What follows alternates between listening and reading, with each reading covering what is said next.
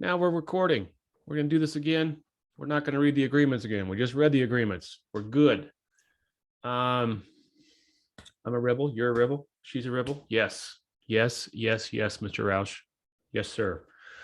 So for recording's sake, this is June 30th, 2022. This is the weekly Restoration Rebel Roundtable.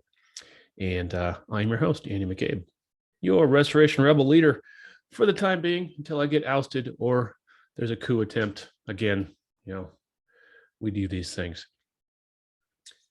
So Brian or Mr. Stringer, do you guys have any burning things before we get going into appraisals? I want to talk about appraisals today.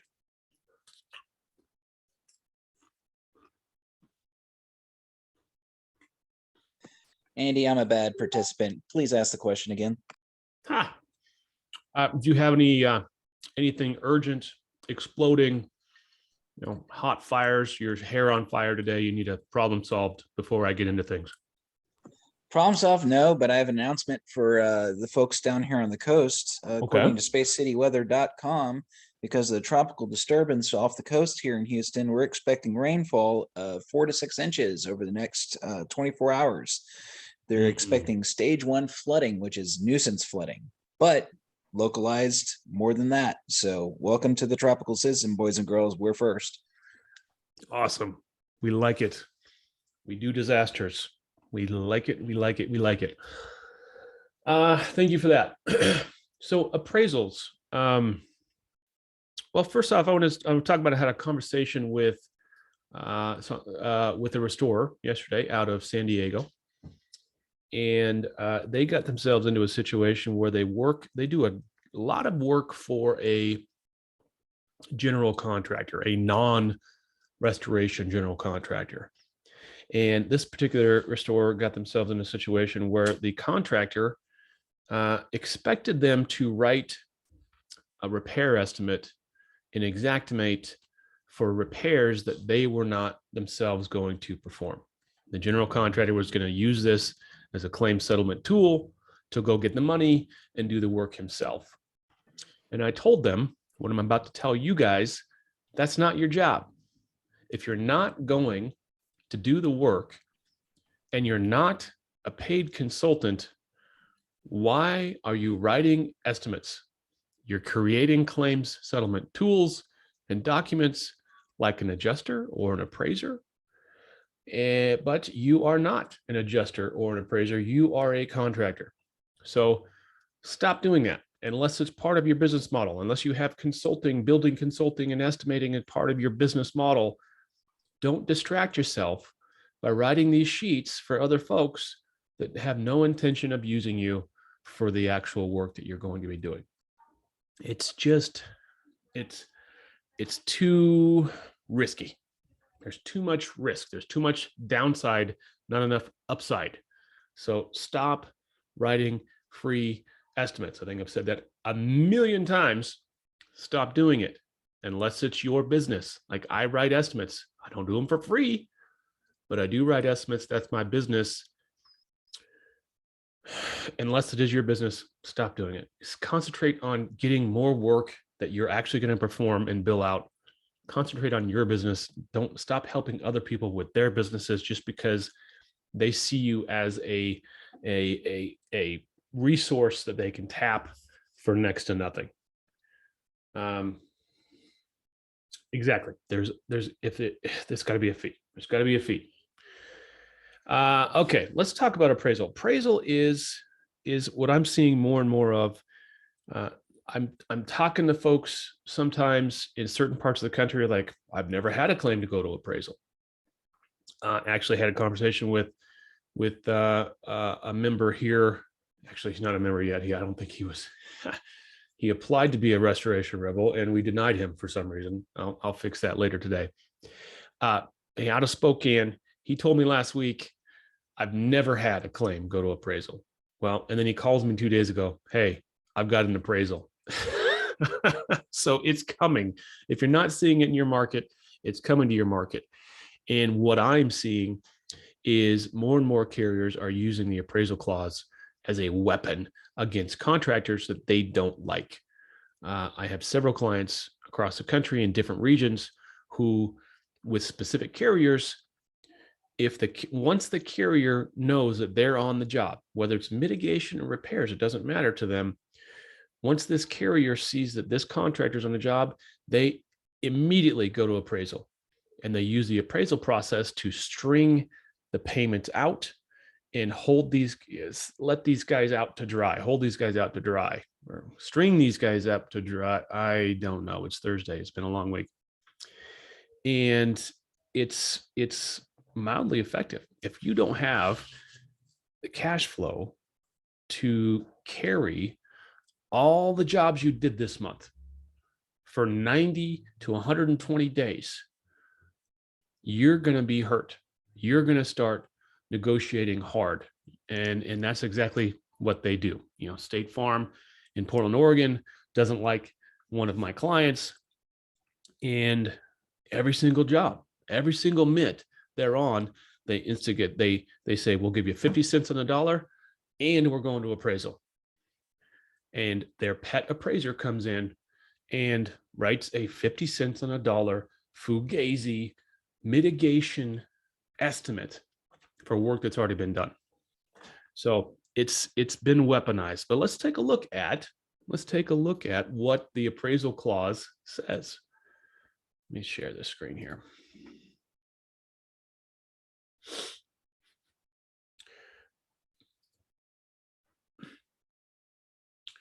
Ryan, I don't disagree. I think that these folks that are being sent to appraisal over and over and over again, they should file a complaint every single time with the state insurance division. And they should show the pattern. They should be able to file a complaint and say, 15 out of the last 15 mitigations we performed, this State Farm has sent us to appraisal, and we haven't received payment on all of it or whatever it is. I think you should file a complaint every single time. Here is the typical, what is this? Hanover. Okay. This is it, but it's pretty typical. This is the typical appraisal clause. This is all of the instructions that we receive via the insurance policy regarding appraisal. If you and we fail to agree to the amount of loss, either may demand an appraisal of the loss. Certain insurance companies like State Farm has different language in here that requires them to agree to appraisal. In this event, each party will choose a competent and impartial appraiser within 20 days after receiving a written request from the other. Okay, that's one of two timelines that's usually in here, neither of which is helpful for bringing these things to conclusion. So they have 20 days to choose their appraisers. The two appraisers will choose an umpire if they cannot agree upon an umpire within 15 days. You or we, and that's not that or is not necessarily in every single policy across the land, depending on the company. You or we may request that the choice be made by a judge of a court of record in the state where the appraisers will separately set the amount of the loss. If the appraisers submit a written report of an agreement to us, the amount agreed upon will be the amount of the loss. If they fail to agree, they will submit their differences to the umpire. Decision agreed to by any two will set the amount of loss. Essentially, the umpire plus one appraiser can agree and leave the other one out, which is happening in the North Carolina market. We've got umpires that are just bought, just purchased. Essentially, they're retired judges who are purchased by insurance companies, insurance carriers, and you have appraisers who are on every single one of these appraisals for these specific companies. And as soon as it goes to appraisal, it doesn't matter to them what the opposing appraiser, what the insured's appraiser says. They're going to come to whatever they believe is the right number, and they're going to push it through. They're going to put two signatures on that thing and get it through. They're just going to ghost I'm on one right now where I'm just been ghosted by the umpire and the insurance company's appraiser. I've been left out of the entire process as the appraiser, and they're going to settle this thing however they see fit. It's not fair, but this is how it works. Okay, each party will pay its own appraiser and bear the other expenses of the appraisal and umpire equally. That's unique. That other expenses of the appraisal is unique to this. I haven't read that before, but usually it says each party will bear the split the cost of the umpire. But that's it. So you got 20 days to name an appraiser. Those appraisers have 15 days to name an umpire, and then there is no other timeline. I have open appraisals that have been open for 12 months because there is no incentive to settle these things once it goes to appraisal.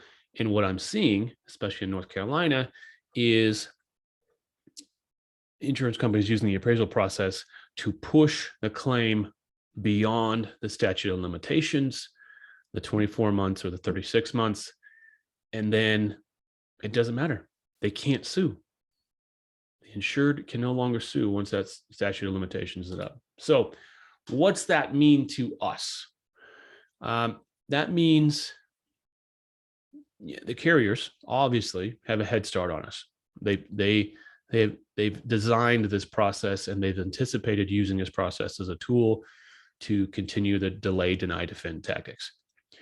What we need to do as restorers in our individual markets is we need to start collecting a list of competent, largely unbiased appraisers and umpires.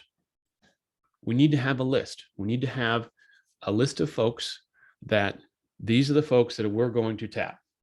And those people can be other restorers. They can be other contractors. I'm not aware of which states, but there's very few states in the land that require a license for appraising or umpiring. So that means you can be any Joe Schmo off the street, essentially, as long as you get the parties to agree that you can be an umpire or an appraiser. You can be an umpire or an appraiser. That's essentially how I started. I just said, I can do that. And they said, okay, send me your resume, and off to the races. So what we need to do, we need to start building our muscle memory in this regard, professionally in our business standard operating procedures of when things go to appraisal. Here's our list of appraisers. Here's our list of umpires. To be involved, to be more actively involved in the process and anticipate it better. And because we adjusters or contractors just getting killed out there, just getting killed because their cash flow is being strangled because carriers just using this as a tool.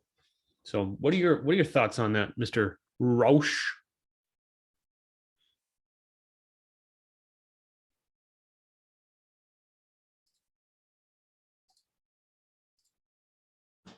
We got Joe Sears in the room coming in.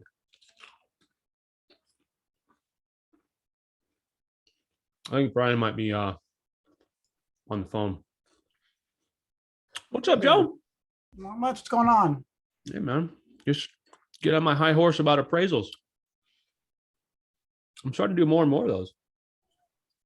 It does definitely seem like I'm hearing the word appraisals a lot more than I have in the past.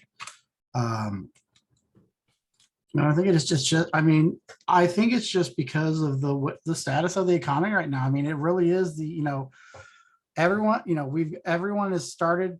I don't want to put this right away. When Xactimate first came out, we had a lot of people still doing paper, pencil. They were guys that were not computer literate. So now we finally got 20 years down the road where we're getting guys like me and you, Andy, and all of us in the groups here that are computer savvy enough. We're starting to use the program the right way, and we're getting our bills to where they need to be at.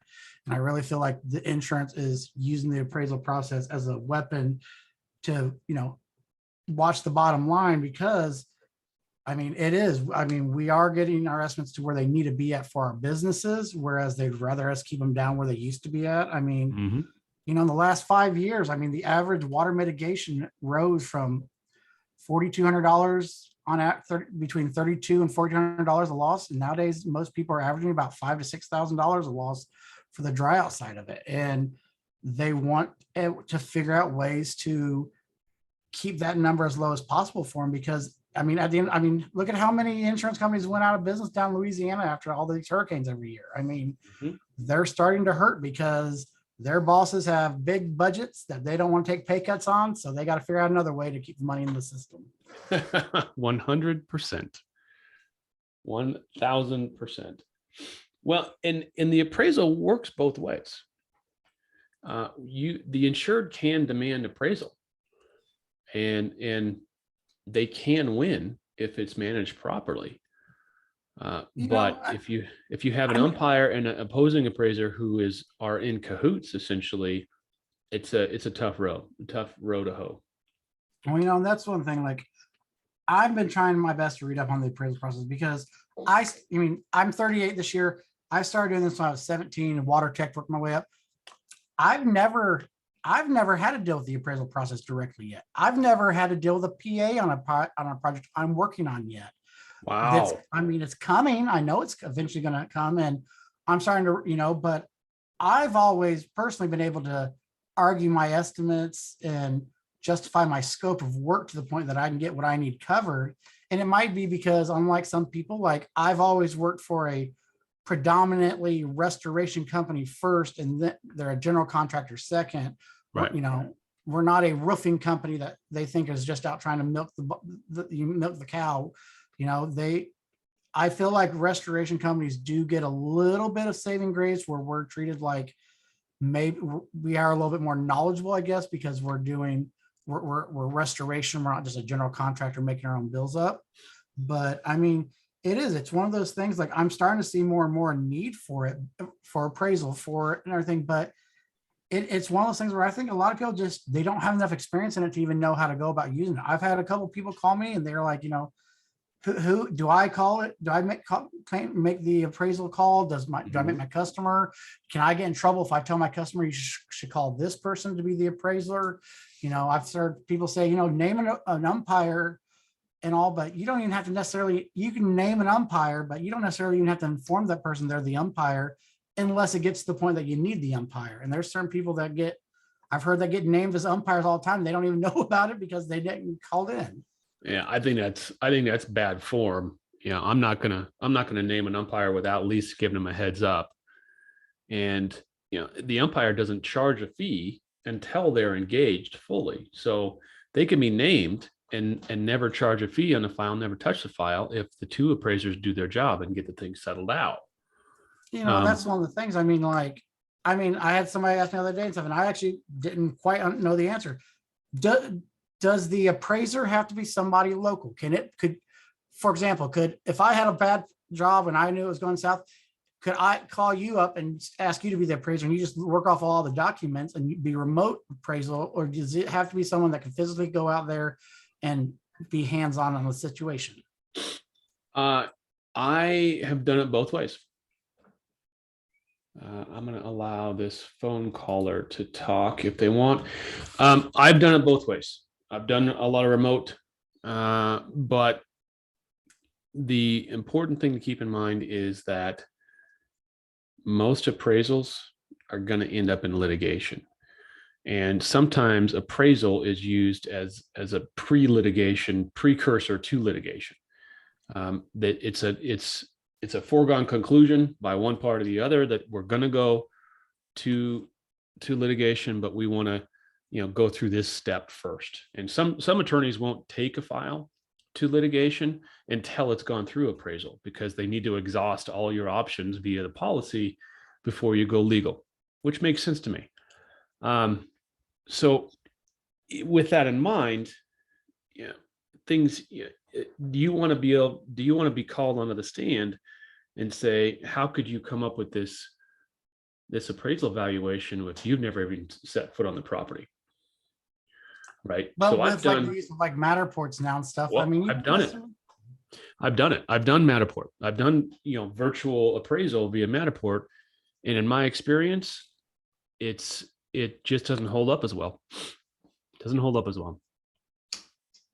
And being cross-examined by an aggressive attorney in deposition is not fun. If you don't have the right answers, it's not a fun spot to be. So I stopped. I'm not saying it's not an option, but I have stopped personally not going to these jobs. So I got a new one up in Spokane. I'm going to fly up there. I'm going to see it. And that actually, if you coordinate that meeting with, there's nothing in that policy that I just read that says requires any of this. But if you coordinate that meeting with the opposing appraiser, it allows you to iron things out on site a whole lot better. But it's And additional cost. you don't have to be a public adjuster. You don't have to be an IA or nothing to be an appraiser. Nope. You don't even have to be that to be an umpire either, correct? You can just Nope. so I mean, just curious, like, does the Restoration Rivals, do we have like a list, like in our doc section of people that we Not yet. feel? I mean, I think that'd be something good for us all to have, like, a I think so regional too. little I setup. agree. Yeah, there needs to be, I would like to see some sort of qualification or filter at least. And my friend David Herring is coming up with something like that. He's actually coming up with a roster and an application process and a vetting process for umpires and appraisers. Well, that would be great. As top of the list, like, asshole would be number one, right? Yep. Yeah. That's because that's what it seems like. I've been involved in this a couple times in Omaha, Nebraska during the 2011 storm. There was a pretty substantial storm, and then 2013. Every time we got to the point of getting to appraisal, for some reason the carrier folded and went our direction. It was kind of amazing, but one, we had a judge, a judge making the determination, and both sides were pissed off. And so we thought it was pretty fair that at least that one worked out. But that's the only time I've ever been involved in it. I've had people ask me, I had stacks of files on my desk during that time. There was this particular company there that was saying they were doing a lot of work. For example, stating that ice and water was a second layer of roofing, and they were having to go in and cut all the ice and water out with the decking, redeck it, and then lay new ice and water. Whoa. Oh yeah, and I'm like, well, let's take a look, So I crawled in the attics, and you could see the old decking still there, no new decking. Yeah.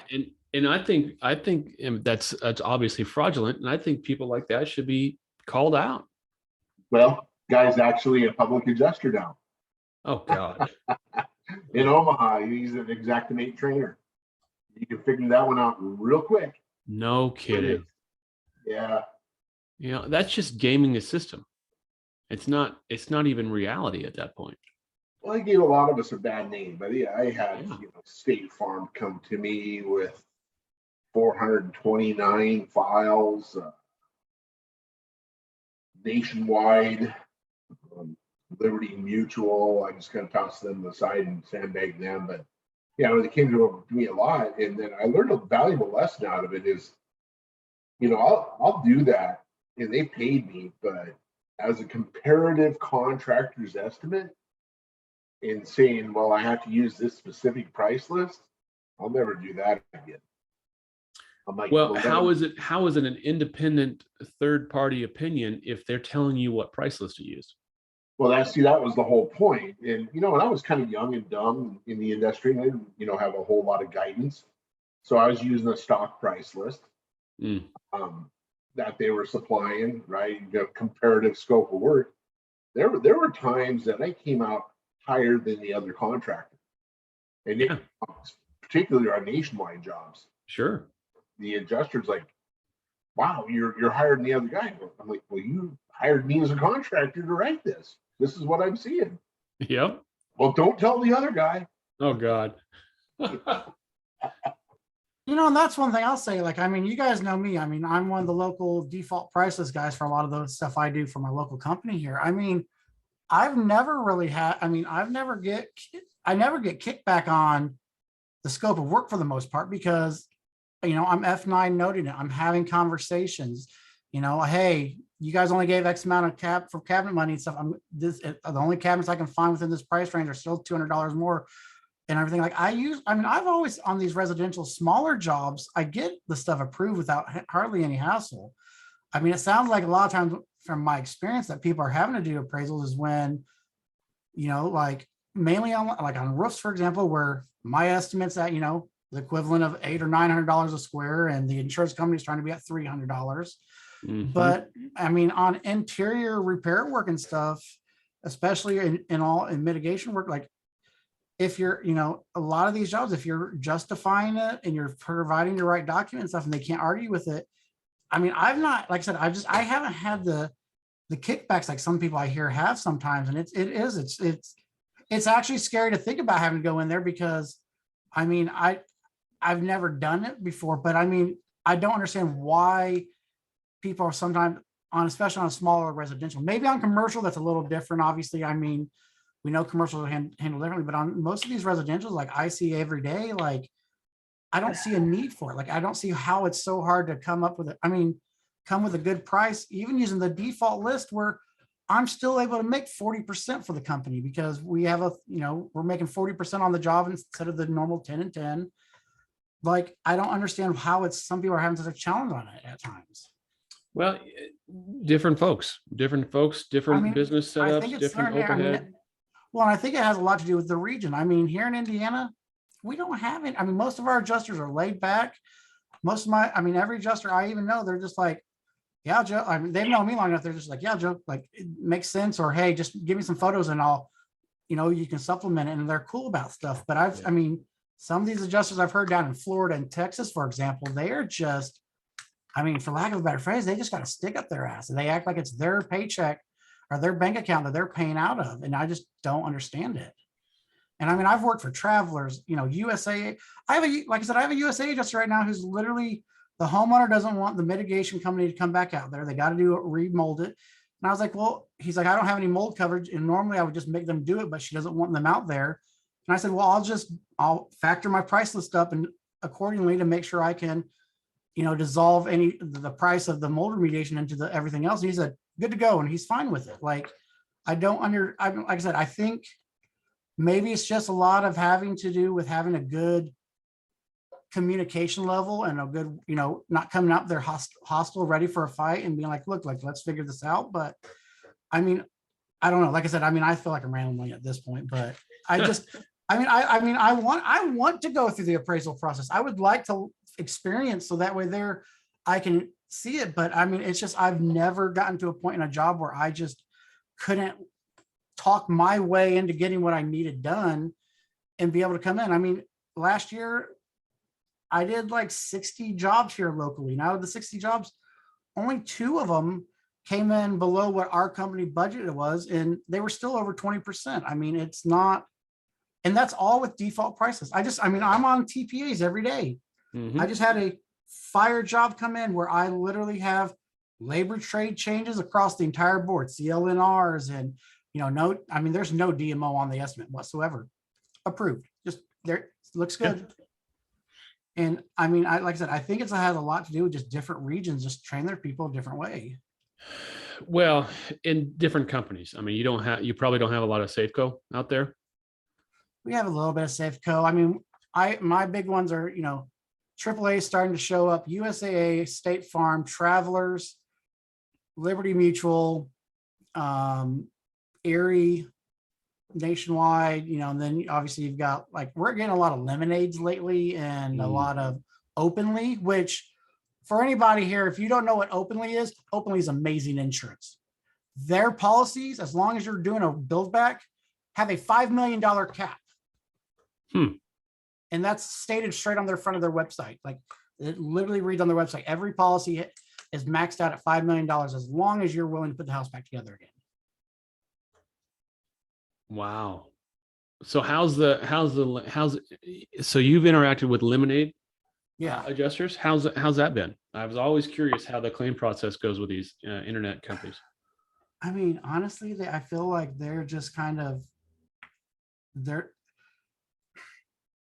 out of touch. I'll put it that way there. Like they just kind of, it just seems like they really are just like, oh, wait, like we just started selling this. We're not used to the claim process yet. And so I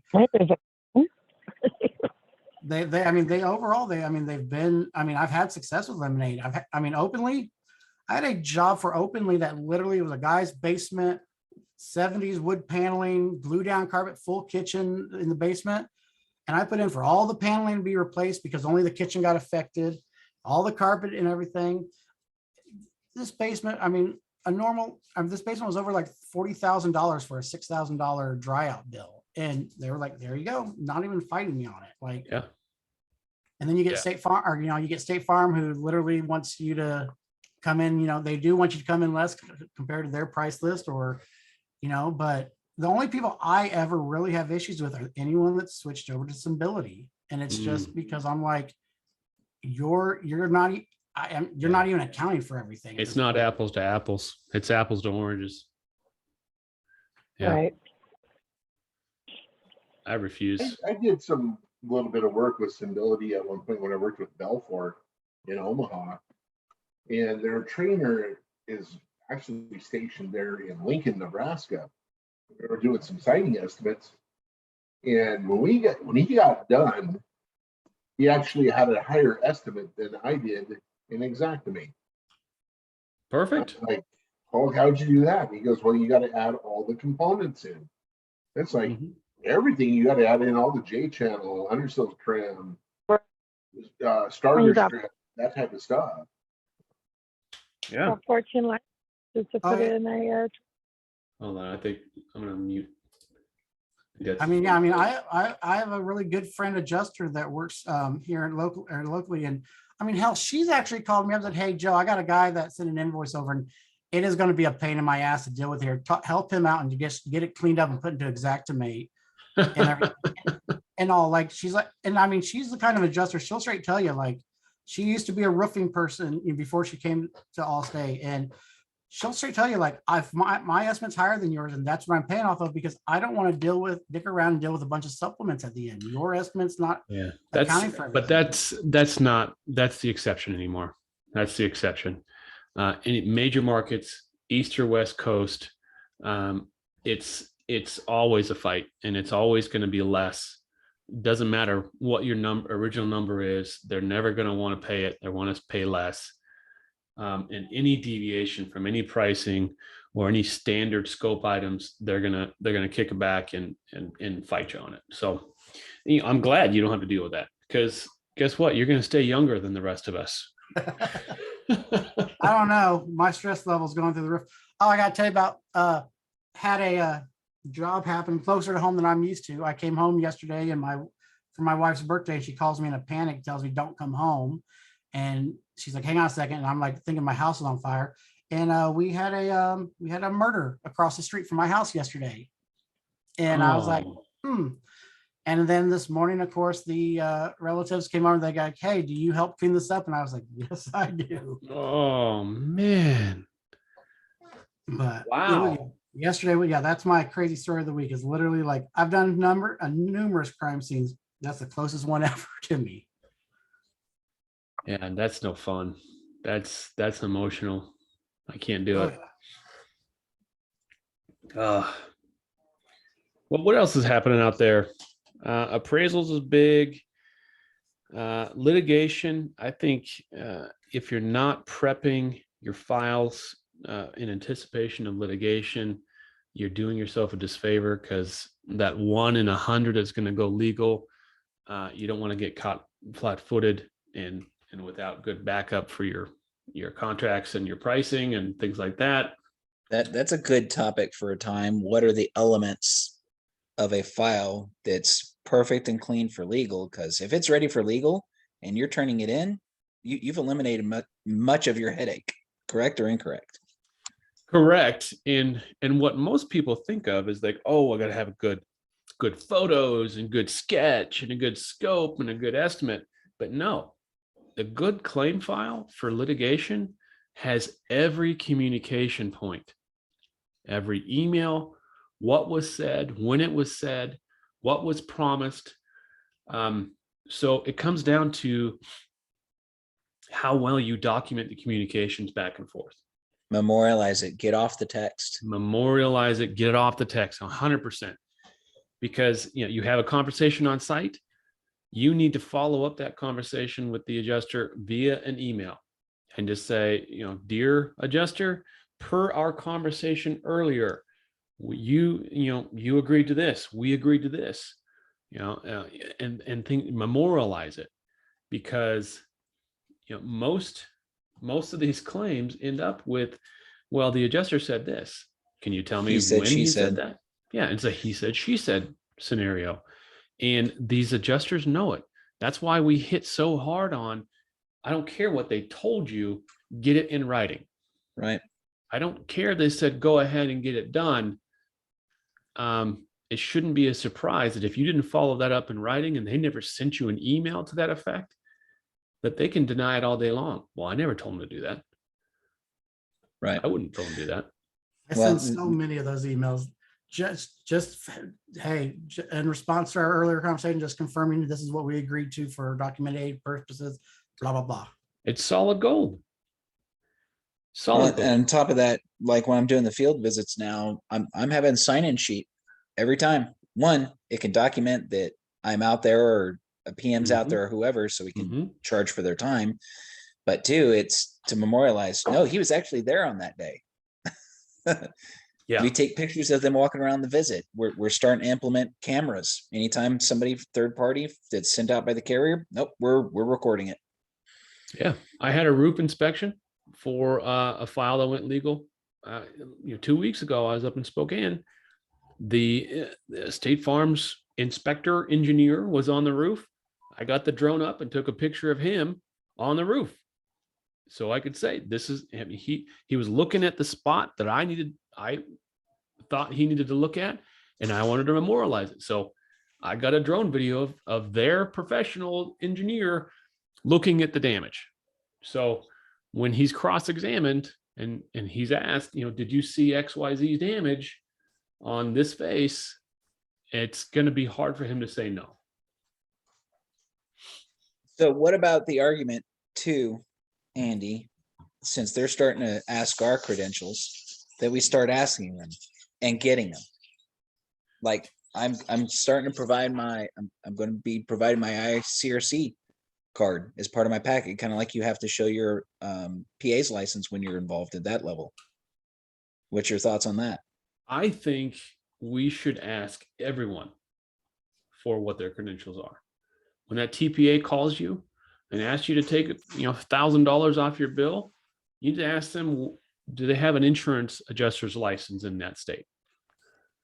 Can I see your insurance adjuster's license? Please send it to me. When that engineer shows up, you should ask for a copy of his license. What's your engineering number? Oh, you're not an engineer? You're just a building consultant. Okay, you call yourself an engineer though. These things are important. I think we should ask credentials for everyone that's involved in the job. Every single person. Yep, And including our subs. Because if the Ward subs law, screw up, Ward law JS held, 100%. Are you an adjuster? Can I see Or your blue. license? Matt's I got it. guy. I got a question for you, Andy. It's a little bit off, but not too much here. Yeah. Did you see the post I put up the other day about the State Farm price list? Yes. Yes. They're using their own custom price list, which is lower than. I've seen now. I've had some of the people even in our like on some of the different channels like Xactimate Ninjas and everything else, where they're saying that it's only removing contents related stuff because their desk adjusters don't deal with the contents, and that it's not a different price list at all, like price wise. That's accurate. That's not, I've line by line compared those things, and they've had a different price list since, my first experience with that was probably 2014 storm in Bellevue, Nebraska. I saw their difference in price lists on roofing.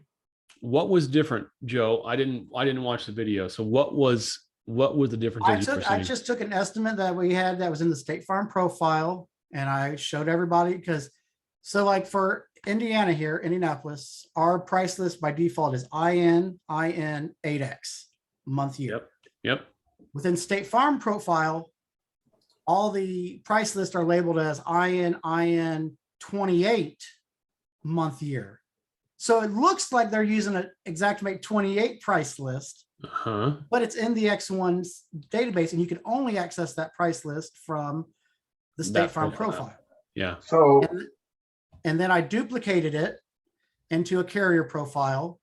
And obviously says, hey, you don't have a price list attached to this. So I attached the same month price list as the default. I mean, and on that specific estimate, it raised the bill by only like $36. Now, the problem is though, is on the State Farm profile, you can't do a checkpoint list to compare it to other price lists. And since you can't upload the State Farm price list into the carrier profile, you can't compare the two price lists within the system. And I Okay. got to figure out a way to manually like export out the price list and then attach it to the carrier. No, don't do that. My guess is the pricing is probably close to similar, but they probably started tweaking the yields. So do a components report on both of those. See how many labor hours, see how much material, labor, material, and equipment, see where those differ, and it'll point you in the right direction. My guess is they have do that right significantly now. less labor hours because their yields, they're saying people are doing twice as much yield as humanly possible or something like that. Yeah, I'm actually logging in right now to see if I can speak to anything directly. And- But yeah, I mean, it's crazy sometimes. Like everyone wants to fight and say, oh, you can't use, they want you to use the default, but they're not even using it. I don't understand how that gets around. But yeah, Well, it's literally listed to be, it looked like an Xactimate 28 price list. Right. They're using their end terms. They've customized the price list to their needs. Yep. It's just they want to hold you and me accountable to it. No. Yeah. And that just becomes their opinion. Yep. That's what I tell every adjuster that says, well, something about their estimate. And I said that, and I tell them, that's your opinion. Your opinion does not have anything to do with my work product. They don't like that. No. Nope. All right, I don't know let's how see. many people, it let's doesn't see. look like anyone's watching this over on the Facebook page. Hopefully it's because they're busy, not Yeah. because of lack of and interest. it's becoming the 4th of July, guys. 4th of July. Yeah. No, that's true. I forget about that. I think I'm people are too. gone. Yeah. I normally work. All right, so let's take a look here. Yeah. So run a components report with those two identical estimates. All right, so this estimate here is for $101,000, and it's written in May of 20 or May 2000 or 20. Yeah, May 20. So May 20 there. And then I'm going to duplicate this guy. Switch it over to carrier. It's very fun to watch Joe work. I mean, I've I'd got a share big- the screen here, but I don't want to. I Oh no, wanna no give you need. the estimate No, without- no, we just need the raw numbers. Yeah. The price list, IN 28 May 20 attached assessment is no longer available. Do you want to return the estimate to in progress and add a price list? Yes. And then we go here.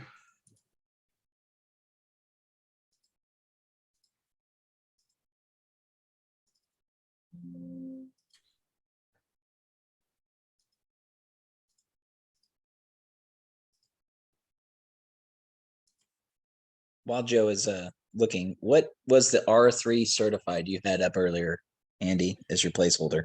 It was something that a couple of years ago, everyone was putting up their X, 2, X3 Xactimate certified, and I just did we're making fun of those people.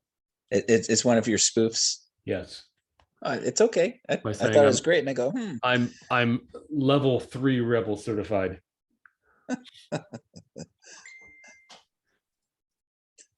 yeah. I want that. What was that?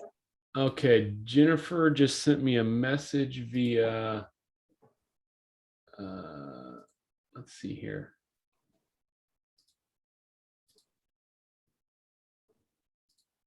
I think this is Jennifer on the phone. It sent me a message via Facebook saying she wants to talk in the Zoom. Good afternoon, guys.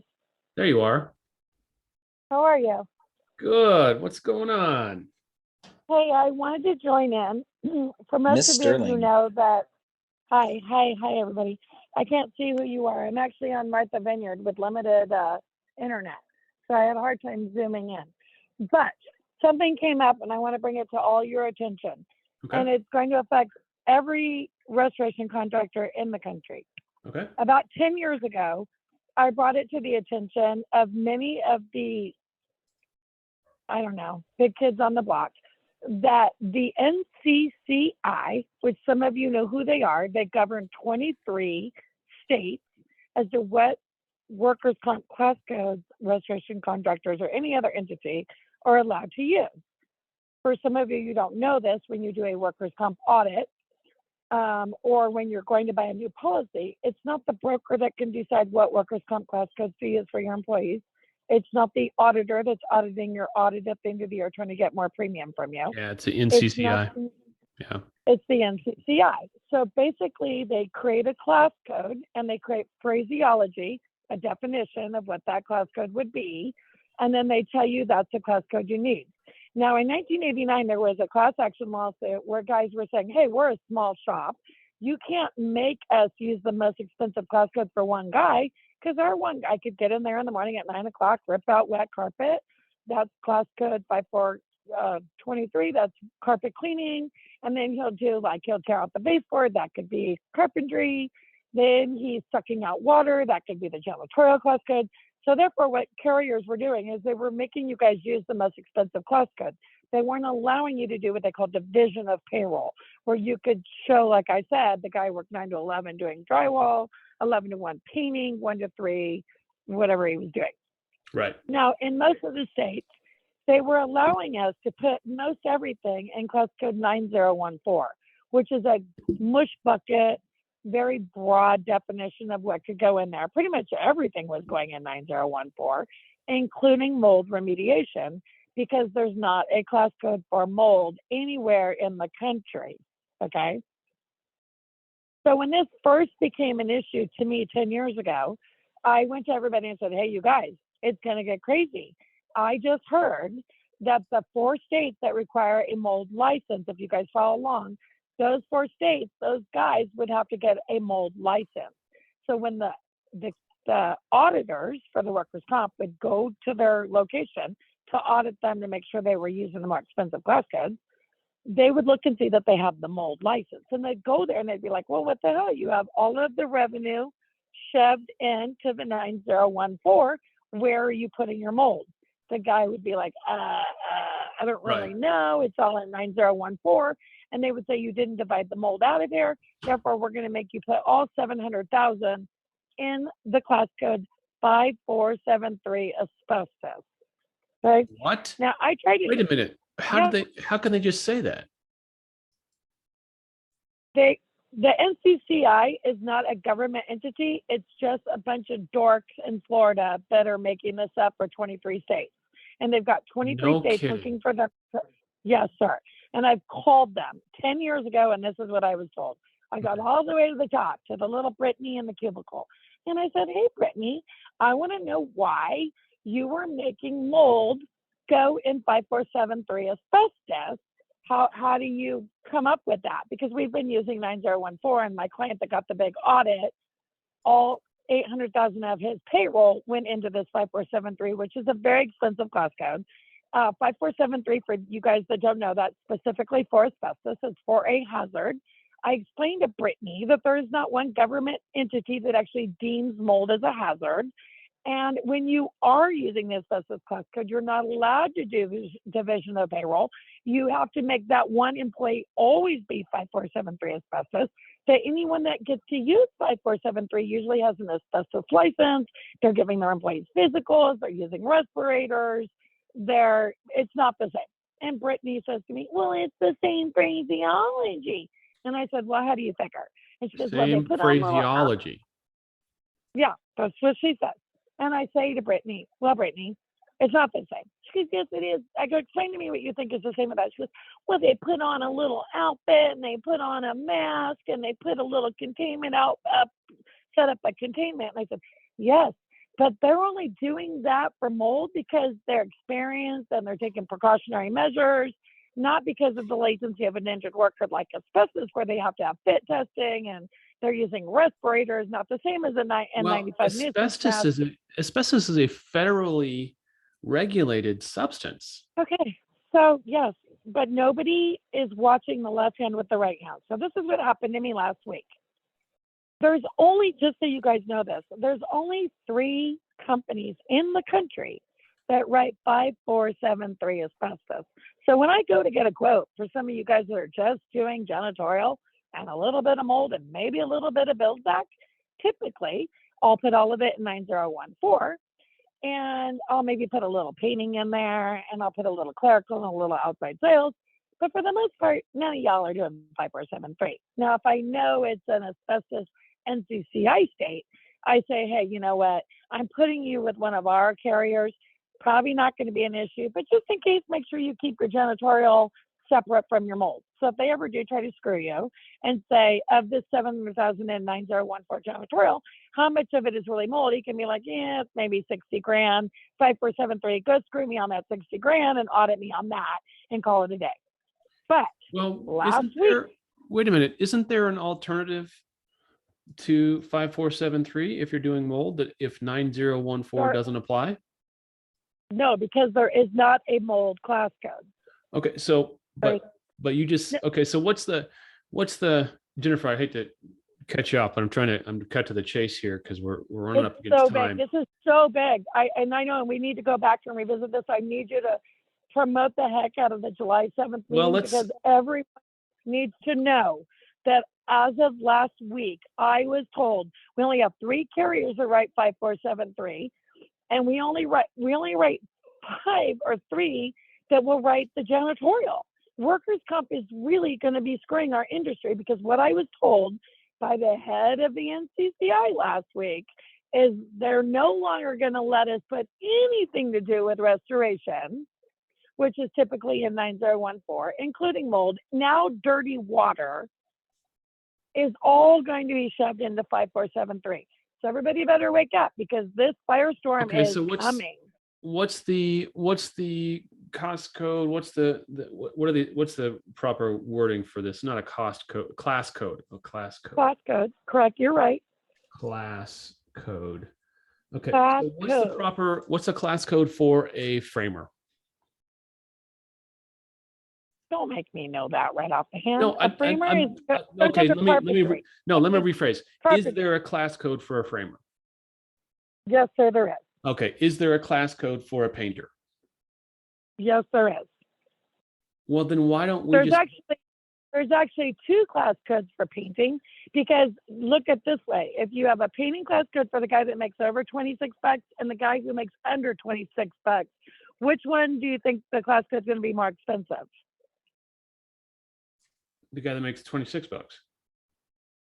No, because the guy that's making 26 bucks or more is more skilled, less likely to be injured. Less likely to get injured. Yeah, you're right. Right. So therefore, that guy's rate's probably like $4. He's just going to walk around with his clipboard and talk to the homeowner.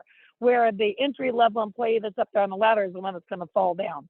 So in some cases, those cost codes, they're separate. So why? Yes, you're right. I ran into something very similar. When I went to get insurance as a public adjuster, and I suddenly felt like a less than citizen, like a third tier, third world person, because adjusters independent adjusters can get insurance everywhere, but there's only 2 or 3 carriers that write for public adjusters. Right. In my opinion, it's the same goddamn function. They're both licensed functions. You have to say, right, and you're right, it is the same thing. Because we're public adjusters, we're getting charged more, and it's harder for us to go get insurance. Now, the very similar thing is happening to restoration. just because we call Right. ourselves a restoration company, we're all of a sudden, Right. I'll have to go down this, do this tightrope freaking juggling act to try to get this stuff done. Why don't we just back away from that wording altogether and say, hey, we're contractors? The problem is, as soon as they find out and they look at your website, which all underwriters do before they actually offer you a workers' comp quote, is they look and see what you're advertising for. So they want you to do division of payroll because, well, first off, they want you to use the most expensive class code and say, well, we don't know when that guy got hurt. And Because he they make their money on the for- premiums, for sure. Well, they're making their money on the audit this year, because what they're going to do now is they're going to go to every restoration guy that's part of the NCCI, and they're going to say, oh, you had dirty water, you had sewer water, that goes in 5473, hazardous asbestos. They're going to change the phraseology of 5473. God forbid they just make a new one for mold, because they don't have one. So instead Right. they're just, and they have no more. And that's what I said to them. I said, the rate of 5473 is going down because the latency of the injured worker is not as common. We've done all these precautionary measures to avoid, we have a few guys in their 60s and 70s that might be able to claim asbestos damage, mesothelioma, but we don't have any new claims. When I asked them, I said, how can you justify making all of my guys put every dollar in 5473? They said, well, the worker's going to get injured. I said, you, even if you had your own mold class code, I don't have any claim for an employee that had mold injury. Doesn't I have exist. claims that the guy said, Doesn't exist. I have a claim for the, right. I have a dumbass that couldn't put the bed back together and put the screw gun through his hand. That's my 9014 claim. It's Yeah. not for mold. Yeah. So this is coming about. I've reached out to Ed Cross. I've reached out to Jim Pearson, Okay, so the 520 offer. I'm Jennifer, on it. I want to talk about this next week. You got time next week, next Thursday? I do, Let's because I do need that. more So- time. I went really fast and they're just like already going to be overwhelmed. But the point is, I want to leave you with this. If we don't stop the NCCI now, what they're going to do is they're going to pigeonhole everyone who have to get their workers' comp from their state risk pool, because we don't have any carriers that will write the workers' comp like this. How do we fight It's it? bad, really, really bad. I went do you on a fight it? rant all last week. How do you fight it? What we have to do is we have to get Ed Cross to write a letter to the NCCI telling them that they want us to prove where those claims are really coming for, and how can they justify taking these guys out of a 904 janitorial. When I said that to her, I go, well, since nobody requires, we have I asked them, that president of the NCCI, I said, did you know that we have a standard reference guide with our own accreditations with the S520 about exactly how to manage and care for our employees? And he said he had no idea. So what, how do you help restorers do this sort of thing? What's your?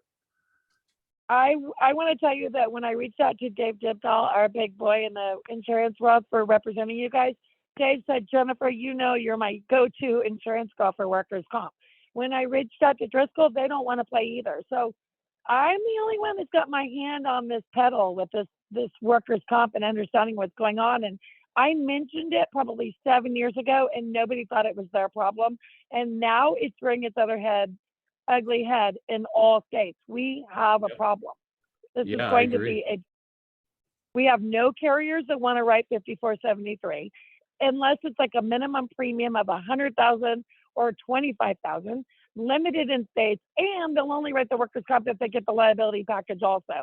So this is going to affect every single restorer in our country. And they're just using this as a way to put you in a more expensive class code and not allow you to do division like you're suggesting, to put a little painting, a little bit of, and even like you said, if you rebrand it, they will go to your website, you're advertising for it, they're going to look for it. If we don't divide it and do it their way, they're going to shove it all in there anyway and audit. So we need to figure out what we're going to do. Because when this happened to me last week with my client in Indiana, I was shocked that they were going to be this hard ass about it. So yeah, workers' comp. Bebo Crane commented, the carriers get to assess their own risks. Therefore, they also Well, get to allocate you wherever they want. So the NCCI is a pseudo government, non-really governmental agency that sounds like we need to bring some heat down on. So let's do this next week. I want to talk about it. Let's do the whole hour about workers' comp and this issue next week, if you can make it. yeah, that'll be great. It's huge. Reach out to me, Andy, because I couldn't even find my number or anything. I couldn't log in. I still had issues. It kept giving me some kind of weird feed that I had to be a corporate account, and I have my own Zoom, so I don't know why I couldn't get in.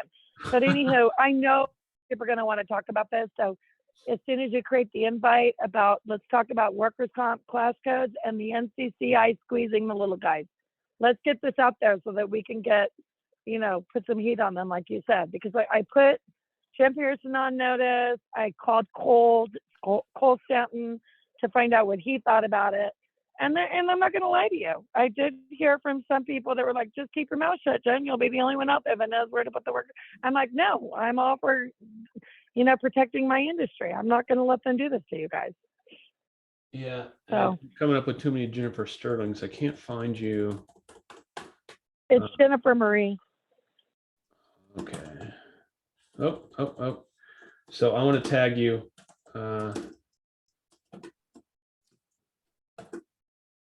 All right. Well, thanks for your time. I certainly think this topic needs to be addressed. It's going to be extremely important. If you could have seen the narrative that I received on everything that they want to put under asbestos, they were talking about I said, well, what about the guy who's just the $10 an hour summer kid that's going to be plugging in fans and DJs? He goes, yeah, 5473. I'm like, you guys have lost your freaking minds. That's so it's just expensive. It just making it way more expensive to do work as a restorer. I think we should all just be contractors. I really do. Let's talk about it next week. Joe, what numbers did you find when you did your math? Well, so here, give me availability to share screen real quick, and I'll show you what I'm seeing here on some of these examples. Zoom, share screen, Go ahead. screen, one. Yeah, Jennifer, will you put your phone number or contact info into the group and ping us all so you could? Sure. I'm sure some people want to do this offline. They'll call you directly.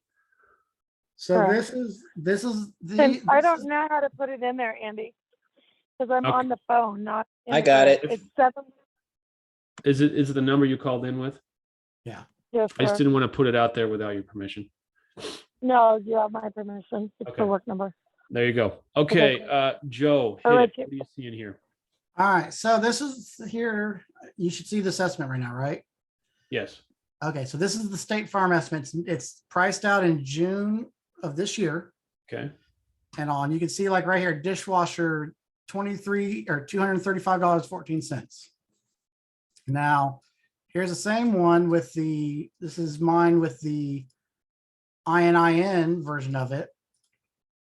And you can see here, like I said, 235, dishwasher 256. Now, do a components report. Do a components report.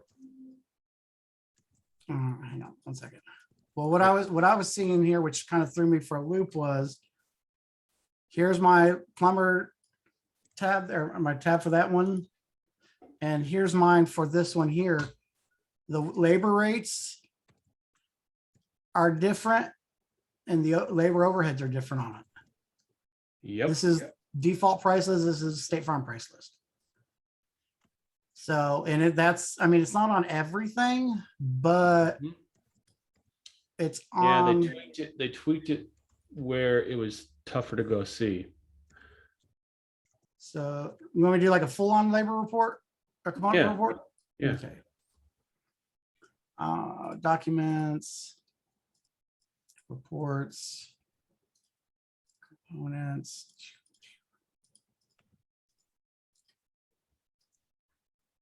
There's Okay, that so one. let's just get the broad brush stuff. So material 680.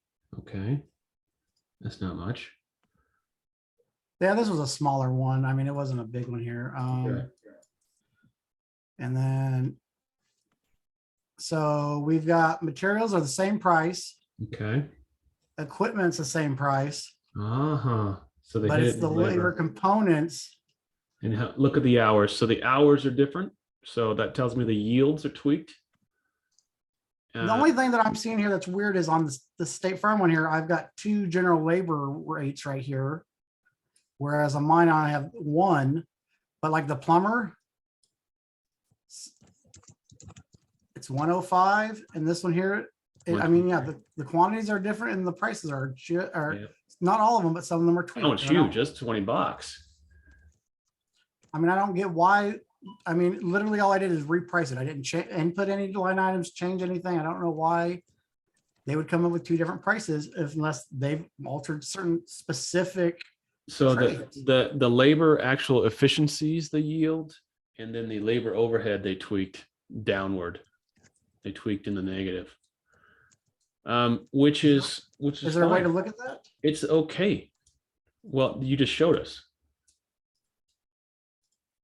I mean, that's what the labor hour quantities, they come from the square footage versus the yield timing, right? Yeah, I'll guess you can look at that. Yeah. What's So this is my example. what's PLM? Right, the back one is the State Farm. The front one here is the default price Okay, list. so 28.125. Go to PLM on their side. PLM is right here, so that's the second to bottom one, Let's show 21. it. I can't see it. You got overlap screen. Oh, I see. I'm sorry. I got Yep, it kind there of. you go. There's the efficiencies. They're assuming less downtime. Painters are the same. Finished carpentry is the same. Plumbing is less. And appliance, I guess, labor is less. So They're saying this because they're saying that the same person can do this trade. That's the kind of horseshit that I get from them. Especially, I was like at one of their TPA contractors on their new PSP program. It was right. just a shit show. And I mean, reconstruction margins, you really had to be a good estimator to make a 30% margin. They had it dialed down to that. Because look, even right here, direct hours are the same. And the supporting event hours are the same until you get to, like I said, specific ones, labor and plumbing, the plumbing ones. I mean, I don't get it. But here's the thing is, here's the plumbing one. It's 175 and 49. And then the default is 150 and 59. Like it's where this one, the direct labor hours go up, but the supporting events go down. I think that's kind of weird, but yeah, I mean, they're tweaking things and then telling everybody, no, we don't have a custom price list. And I mean, as far as I can tell, they do. So it looks to me, it's just some rough math. It looks to me that 1% equals 14 minutes. So you're building in, if we got a difference of 7%, right? 7 times 14, that's 98 minutes. Oh no, it's an 8-hour day. I'm sorry. Anyway, I used to know this. I think I want to say 1% on this labor efficiencies is 8 minutes or something. Now, I thought it was like 7.5, 8 minutes. Yeah, 8 minutes. So, they're saying, so 7 is, they're saying an hour. They're actually saying that you get an additional hour per 8-hour day of production out of these folks, which is stupid. I mean, They're cute. they're cute. Yeah. I've never run a crew that was actually as efficient as Xactimate said they could be, ever. Not in the summer, they ain't either. Not in disaster area, they're not. You're building in breaks. Yeah. The drive time is never enough. It's especially in like we got remote markets like Spokane, they'll drive an hour and a half. It's a regular job, but they're driving an hour and a half one way. Well, that's where I'm at. I'm in Clarkston, and they go, well, that's within your regular service No. area. No, So- it ain't. So, we have 4-wheel drive pickups to get to some of these job sites. No kidding. We've had to plow our way into the I mountains. actually had to ford a river once. Where's that line item?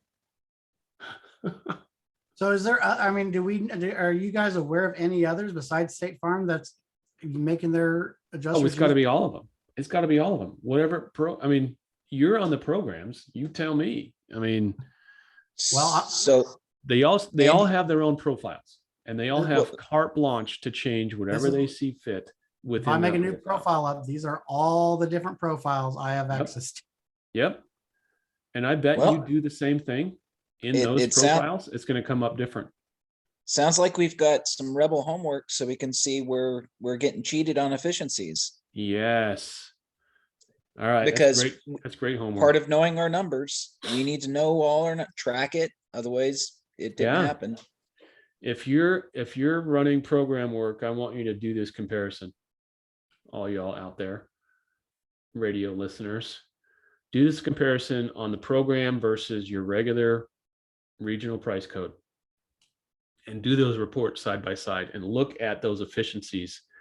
What's that called? It's the something events, Supporting events. supporting Supporting events, supporting events. And also, guess what? This should probably be documented now. Absolutely offline. Just like we need to be keeping track of the behaviors of TPAs true. and all that stuff. It's true. We need to document, memorialize it, and because we've got to build our record of it. Yeah. Because And that's I how mean- we're going to stop it. And for everybody watching, I mean, like, if you're ever trying to calculate out, like, I know some people like to do like 12 or 15% labor time, or the labor for the supervisor hours, or how long the job's actually going to estimate take. Right there, your labor summary right here. This is how many hours Xactimate set as estimating this job's going to take. So therefore, if you're basing like how many months am I going to need a storage pod or a porta potty on the job, run this number here, divide it by 8, divide it by, a standard crew of what, 2 or 3 guys or whatever. You can get an idea of how many days Xactimate's estimating you're going to be on a job site for. Because And then obviously we compare know that to reality, right, Joe? yeah. I mean, that's how I always justify, like, if I'm like you need doing to go off of, I'm going to interrupt your share now. all right, go ahead. You need to go off of those numbers, but not there. Run the components report. Run the components report and do the math. And I So the think I component offered to report- share this once before. You just go total hours, plug in total hours, how big your crew is, and it'll give you total man days. And then I figure, full-time, it'll give you, based on that crew size, how many days, 19 days, how many hours of full-time supervision you're going to need. There it is right there. And then plug it in. The components report, when you do it, my components report says 86.15 in this, which I think I'm looking here. Yeah, if you hit the labor summary, that's just what it's printing off. It's duplicating. So you can do the component report or just hit the labor summary there and you'll have the same amount of hours.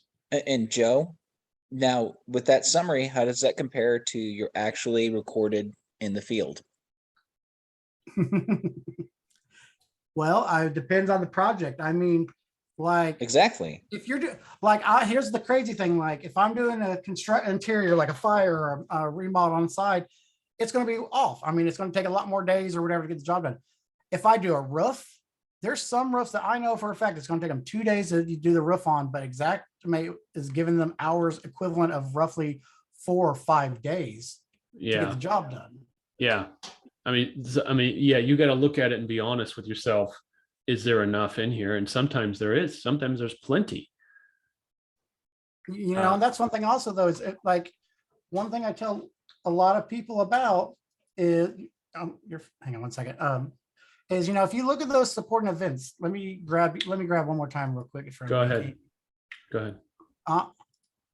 On the supporting events here, I get a lot of people, they're like, oh, we need to add time for cleanup stuff. Everyone needs to understand, like, if I do a supporting event, like I'm gonna put roofing in real quick, just because that's the big one for a lot of people here. RFG 300, and we're just gonna say it's a 50 square roof. Okay, boom. There's both our sides there. Under the supporting events here, your RFG is giving you 8 hours a day with 5 minutes of planning, 60 minutes total drive time, 1 20-minute break. There's no lunch in here. There's no secondary break. 40 minutes to set up and clean up of tools and equipment, debris removal, blah, blah, blah, blah, blah. So they're That's giving nice. you 40 minutes per day already. So I know a lot of people on their roof estimates, they want to do, 5-man crew times 15 minutes per day. That's why you're getting so much kickback, because Xactimate's trying to tell you that they're already giving you 40 minutes into the system here. So you need to be truthful and be like, am I going to need more than 40 minutes, whatever? But it is. It's only giving them a 20-minute break. Everything gives them only a 20-minute break. Even if I do WTR, SCWLAM, no, sorry.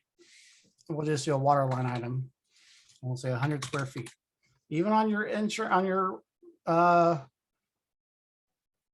well, that throws it under demo. It's not under, I got to do a double water one. Just do the drop down to clean R and that'll correct it. Go back to your item and change the labor category to clean R. Well, it should already be CLNR. Let me think of one here. WTR HEPA vac hourly charge, and we'll say it's 10 hours. I don't know why I keep doing that. Support events, CLN. It's not coming up. Why is that? I forget. There's a reason why, and I forget what it is. Your CLN technician here is 13. So even though I said 10 hours, it's giving you 13.22 hours worth of labor for 10 hours of HEPA vacuuming. You're getting an extra 3 hours on your estimate right there. But I'm trying to remember. I think maybe extraction will do it.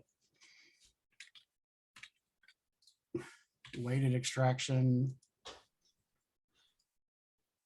WTR. There we go. There it There's is. the Okay. 8-hour day, 5-minute plan, 60-minute drive time. So unless you're actually sending out a separate person to monitor, you're already getting 60 minutes each day when you're doing the physical demolition on the project. You're getting a 20-minute break, and you get 35 minutes of overall loss of productivity for working in the restoration environment. So they're giving you nearly 2 hours. Yep. They're giving you 2 hours, 5 minutes planning, It's all 60 I have. minutes drive time. Yep. Plus, yeah, that's 2 hours. You're in estimate items supporting events. Okay. Yep. So And they give you ways. why is a door guy less efficient than your mid guy? Have you ever put in an exterior door? It's a pain in the ass. I mean, that's honestly, that's the only thing I tell you is, I would probably guesstimate that probably because in their view that water's quick and you're just in there, sucking up, or you're demoing, you got to be more precise. You got to be leveling, you got to be shimming. So it's going to slow you down quite a bit. That's the only thing I can You should think be of. waterproofing. If you go to the price list, and I don't know if you can do it in X1 anymore, but if you view the price list supporting events, Say that again.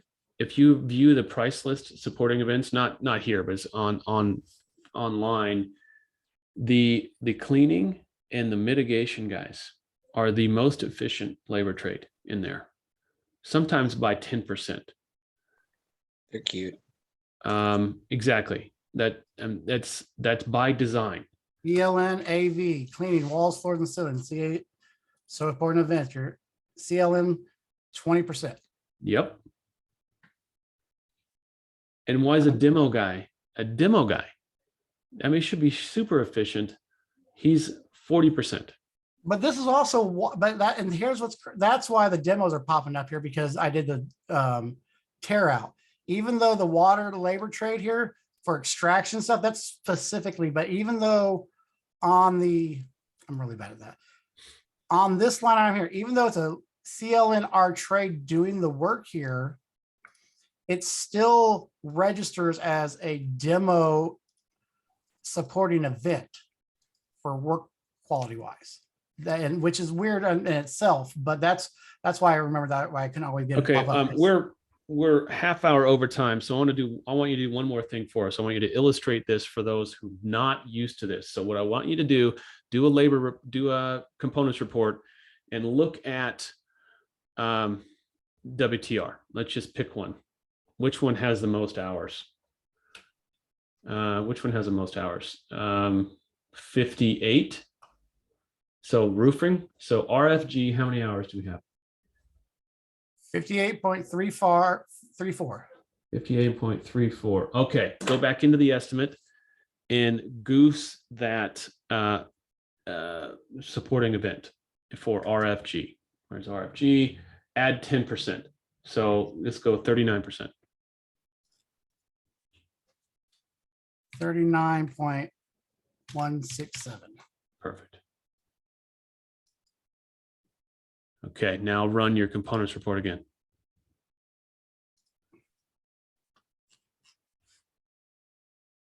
$67.93. So for those of you following along, all we did was tell Xactimate that labor guy, that guy doing that function, is less efficient than what Xactimate is trying to say he is. So he's getting less done in a day, less done in an hour than Xactimate thinks he should. So we adjust that percentage according to our experience and say, we're only going to get really 5 hours of good work out of a guy. And so anyway, that's what we just did. We adjusted the efficiency of that labor trade, and Xactimate took that into account when it did its calculations and actually added labor hours. Well, let's take a look here and see here. What it So takes. RFG, with the way I remember, so on my item here for RFG, I put in here for 50 squares. That's all it is 50 squares. Yep. With us calculating, it's 41.33 hours of actual work, and then 26 hours of all Not this work. other shit. The drive time, the 5 minutes of planning, the 20-minute Yep. the single 20-minute break, Yep. the 40 minutes of cleaning up. That's giving you 26.6 hours for that job. So, I mean, real quick here, I want to see what this here is. So 40, so that's 41.33 plus 26.60. That's 67.93 labor hours. Divide that by over an 8-hour shift. Divide that by a standard crew of 4 guys. Yep. A standard roofing crew is 4 guys. It's going to take 2.12 days. So two and a half days to do 50 squares with our 10% increase in the numbers. Now, the difference here is we'll delete that so it clears it out. No RFG. RFG 350 squares again. Now the labor rate is, so we were at 20, what did I say? 2.12, Yes. 1.33 plus 17.01. Divide that by 8 hours, divide that by 4 guys.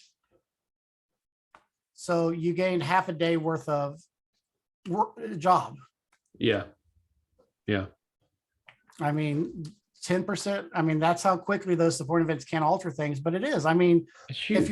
if you're working downtown in like a high rise in the city, you're having lost labor because you got to find parking spots on the street. You got to take Big the time. elevators up and down.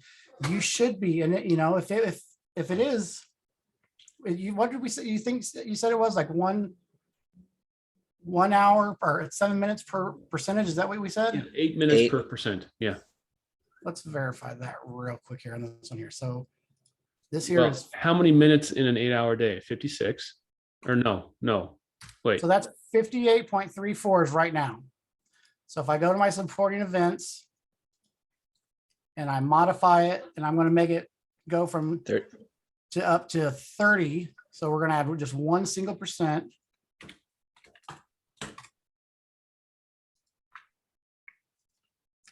Okay, now then 58.34, and now we're at 41.33 plus 17.85 minus 58.34. 7.81 hours, which divide that by, well, what? So, or 60 Times divided by, 60. and if you have 60 minutes an hour divided by point, 0.81 times 60. 7.4. 7.4 minutes. Okay. So, yeah, so for every, I mean, if you think, hey, it's going to take me an extra 7 minutes to get up to the 3rd floor of the building, add 1%. It's going to, you know, they're going to have to go up 3 different floors all the time. We're losing 7 minutes each time. You know, that's how you properly not manipulate, you properly use Xactimate to account for your labor. And it's as, like I said, it's as simple as you guys, everybody knows this. So Everybody, 1% is 8 minutes out of a day.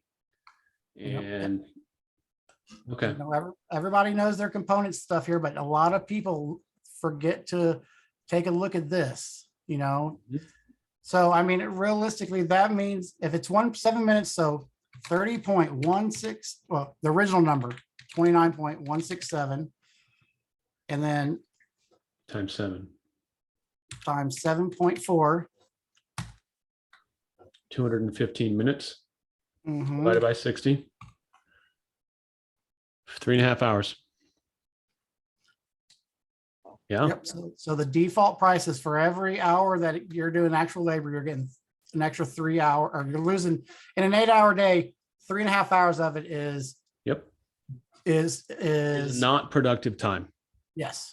Not productive time, which makes sense. And then depending on the commute, it can be way more than that. What blows my mind though is it's only a single break. If you're working 8 hours a day, you're supposed to take 2 15-minute breaks and a 30-minute lunch on average. Yep. Yep. What? But literally everything here is 20 minutes, 20 minutes, 20, and then They're not building in the lunch. and then your cleaning labor here. I you only think, get you know, how many minutes. guys out there will have more drive time? They'll have more labor and drive time into a job than they'll have actual work into the job. Yep. And But I- it's just a I'm function not- of what it is. And People I'm gotta not drive. trying to tell you anybody to be sneaky about it, but I put in WTR labor or RFG labor additional drive time. I'm going to get fought all day long about it.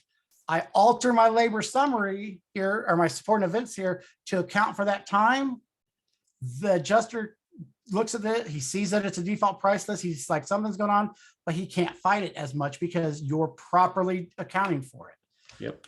But you know, that is, I mean, like I said, when you're rough-riding, you guys get 40 minutes per 8-hour shift to clean up already, you know. You guys have, I mean, 35 minutes just because you're screwing around because you're trying to figure out where all the water went and everything on your water guys.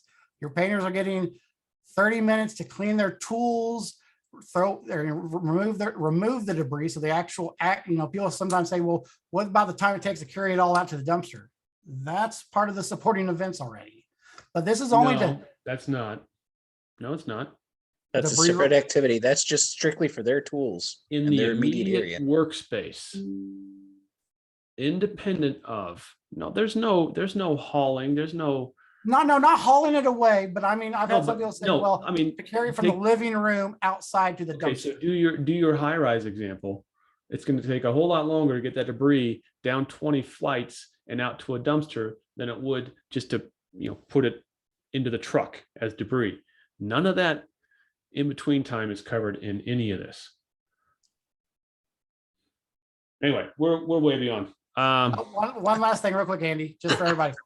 Right here, it says floor sweeping or vacuuming in immediate workspace, independent of any final cleaning at the end of the job.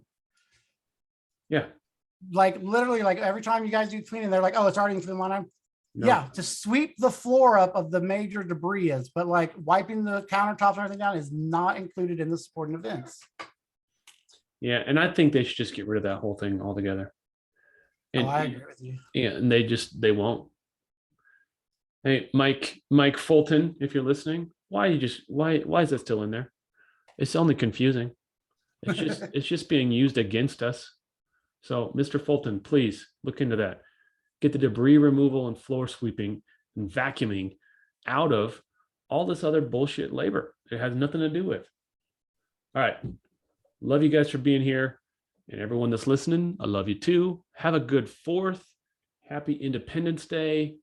Go celebrate something good. All right. And we'll see you guys next week. Bye, guys. Adios.